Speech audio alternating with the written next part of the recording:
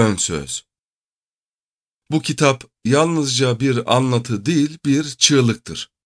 Çin'in geniş coğrafyasında, haritaların doğusunda, ekranların uzağında, manşetlerin dışında bir halk yok sayılarak, susturularak ve unutturularak tarihten silinmek isteniyor.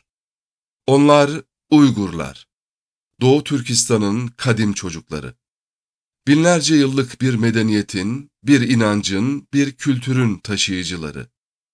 Şimdi o halkın sesi bastırılıyor, dili yasaklanıyor, dini suç sayılıyor, çocukları zorla başka kimliklere büründürülüyor.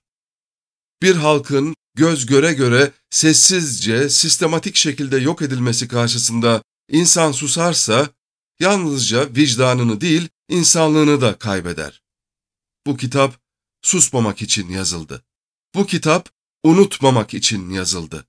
Bu kitap bir gün bu halk yeniden şarkı söylesin diye yazıldı. Burada okuyacağınız her satır ya bir tanığın sözüdür, ya bir çocuğun beşiğine sıkılan kurşunun yankısı, ya bir annenin gözyaşıdır ya da bir dilin kayboluşunun sessiz çığlığıdır. Ama hepsi gerçektir. Belki bazı satırlar sizi öfkelendirecek. Belki bazı cümlelerde gözleriniz dolacak.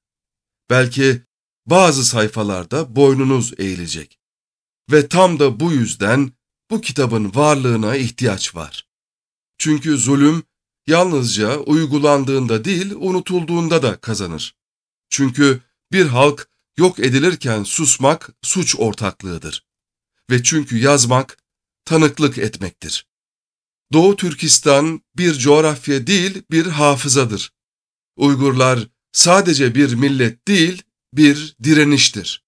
Bu kitapsa yalnızca bir metin değil, bir insanlık sınavıdır. Okuyun, hissedin, unutmayın ve ne olur susmayın.